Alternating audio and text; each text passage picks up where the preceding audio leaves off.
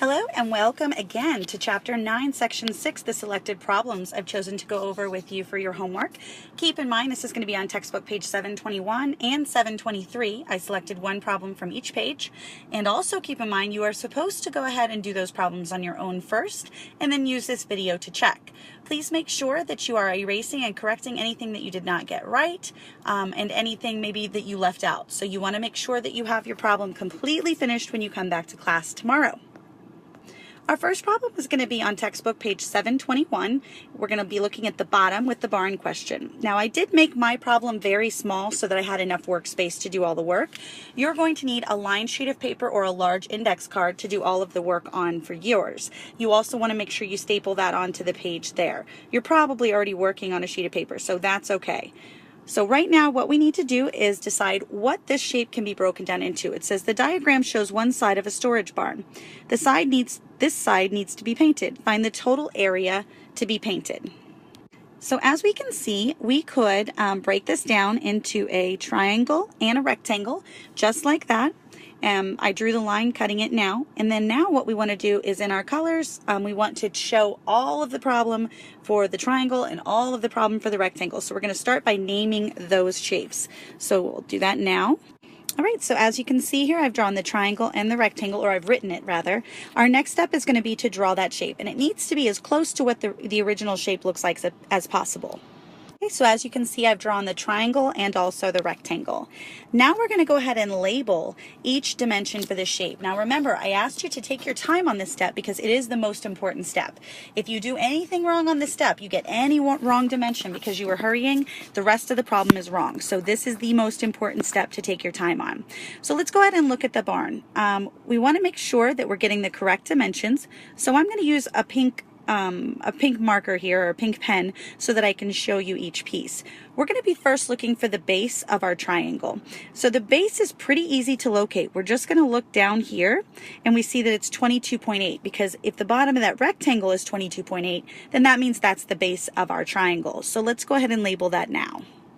The next part is a little less easy, and still not difficult, but a little less easy. We need to find the height of our triangle. And since it's not actually shown here, I'm going to show you what I mean by the height. I mean that right there from the tip top of the barn down to that first pink line that we made to split the triangle and the rectangle. So when you look to the right, you're going to see this 26.5. Well, that 26.5 is for the entire bracket right there. So we don't need the entire bracket. We only need from here to here. So what we need to do is look over here, right here at the 14.5, and we need to go, oh, okay, what I need to do is I need to subtract. So this is going to be my work zone right up here. I'm going to take 26.5 and I'm going to subtract out the 14.5 that you see on the left. So 5 minus 5 is 0, bring down my decimal, 6 minus 4 is 2, and 2 minus 1 is 1. So now we know that the height of our triangle is 12 feet. So we're going to go ahead and label it as such. Now what I'm going to do is just draw a little dotted line here. Mine's actually not looking like a line. Let me make it try and look like a line. And then I'm going to draw an arrow out to the side here, and I'm going to write the number 12. That's just so that I know that that's the height of my triangle. Now I'm going to look at my rectangle. The rectangle is pretty straightforward. So if you notice here at the bottom, like we said, the base of the rectangle is 22.8 feet. Then we need to find we just found the length, which was 22.8, and I labeled it on my rectangle. And then we need to find the width. So now we're going to go ahead and look over here again, and right here, if you notice from here to here, you see 14.5. That is in fact the width of our rectangle. So we're going to label that too. Now that we've labeled everything in our shapes, we can go ahead and add the formulas.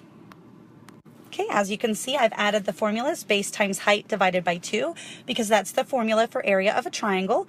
And I've added the formula area equals length times width, because that's the formula for area of a rectangle. So now we're going to go ahead and we're going to plug in the dimensions that we found above in our shapes to the formula, and we're going to solve. Right, as you can see, I've substituted in the 22.8 for the base and the 12 for the height and 2 for the rest of my formula. It is important with the formula for triangle that you substitute the correct numbers in. So that 22.8 has to be in the base spot. As you can see here now for the rectangle, I've substituted in 22.8 times 14.5. Unless they specify which one is the length and the width, then these two are interchangeable. You can go ahead and use whichever one you need to use, or whichever one you prefer to use first. Unless they specify this is specifically the length, this is the width. So now I'm going to start to solve the problem. Starting with the triangle problem, I'm not going to multiply out 22.8 times 12 because I should notice right away that I can cross simplify the 2 and the 12 by dividing out 12. I get 1 here and by dividing out 2. I get 1 here and I get 6 here. So now we have an easier problem, which is 22.8 times 6. And I've shown my work up at the top, and my work shows that I got an area of 136.8. And I'm not worried about the feet squared yet because we're just going to tag that on at the very end. Right now I'm still doing the math part. Okay, and as you can see, I've done the math up in the top right corner. When you multiply 22.8 times 14.5, you come up with 330.60. And then when we wrote it down here underneath our area formula, we went ahead and just wrote it as 330.6. And again, it doesn't matter that the feet squared aren't there right now because we still have work to do. Remember, now that we found the area for the rectangle and the area for the triangle, we're going to combine those two. All right, so now as you can see, I went ahead and added 136.8, which was the area of the triangle, to the 330.6, which was the area of the rectangle, and we get a total area of 467.4 feet squared. So that's what your answer for A is going to be. Now let's take a look at B. So as you can see, B says each gallon of paint costs $20 and covers 350 square feet. Find the total cost to paint the side once. Justify your answer. So this is a building problem. So what I mean by that is we're going to take the answer, 467.4 feet squared, and now we need to really think about this. If each gallon of paint covers 350 square feet, how many gallons are we going to need? So the first thing we're going to do is we're going to really think about what 467.4 feet is going to be divided into chunks of 350. And keep in mind, this doesn't really have to be a perfect match. It doesn't really have to be like a perfect division problem because really you just need to know how many gallons you're going to need. And in your mind, you could even say, okay, well, 350 is 1 gallon, so 700 would be 2 gallons because you can't really buy 1 point something gallons of paint. So let's go ahead and take a look. So even though you can see that I stopped here and I still had 124 left at the bottom, up top I got 1.3. So if we're looking at 1.3, we're talking about approximately 1.3 gallons. But again, you can't really buy a 0.3 of a gallon of paint, so you would actually need 2 gallons of paint. And since each gallon is going to be $20, we would take the 2 gallons and we would multiply that by $20. And we would get a total of $40. So $40 is what they would spend, and she also needs 2 gallons of paint.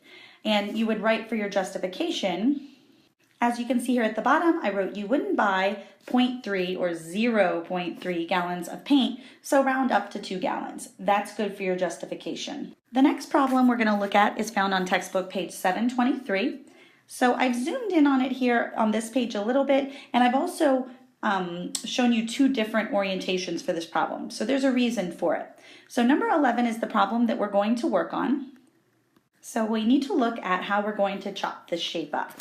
So right away, you should notice that you have something that resembles either a square or a rectangle, right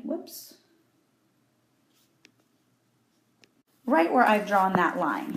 So again, the reason why I have shown you 2 different orientations here is so that you can see the triangle when we get to that part. So let's look at the box that we have here. And it looks like you can see that we have the dimensions here. We have our 5.2 meters and 5.2 meters again. So that's the shape of a square. Then over here to the right, you can see that we have a triangle. So I went ahead and labeled the dimensions of the square, and for the triangle, we're going to look at it in this other orientation, just so that we can see the different sides.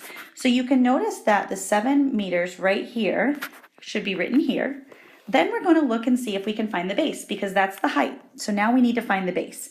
As we can see, this part of the base is 2, see right there? And we can see that this part of the base is 4, so 2 plus 4 is 6. And we can't forget to add the pink part because that's also part of the base. So it's going to be 6 plus the 5.2. So now you get that the base of the triangle is going to be 11.2 meters.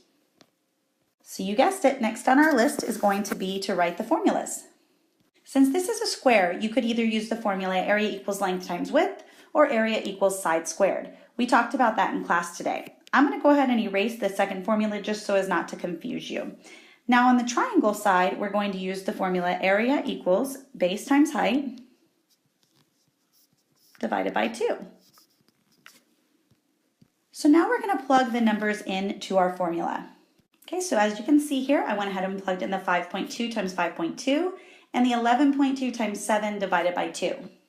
And as you can see, I've done the math for both up here in the top corner, or I'm sorry, in the top and the center. So you can see that we get the area of 27.04 for the square, and we get the area of 39.2 for the triangle. So you just want to check your work to make sure that you got all of those things correct.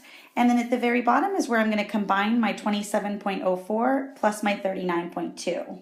So I get an answer here of 66.24, but remember in the directions it says round to the nearest tenth if necessary. The 10th column is that 2 right there. Since that's a 4, we're just going to leave the 2 alone. So our final answer is going to be this. All right, so now you can see I boxed the answer in the center. It should be area equals 66.2 meters squared. All right, so you've made it this far. Good job. Our very last slide is just for giggles. It's so fluffy. Thanks for tuning in. This is Ms. Rickfelder. See you next time, or actually hear you next time.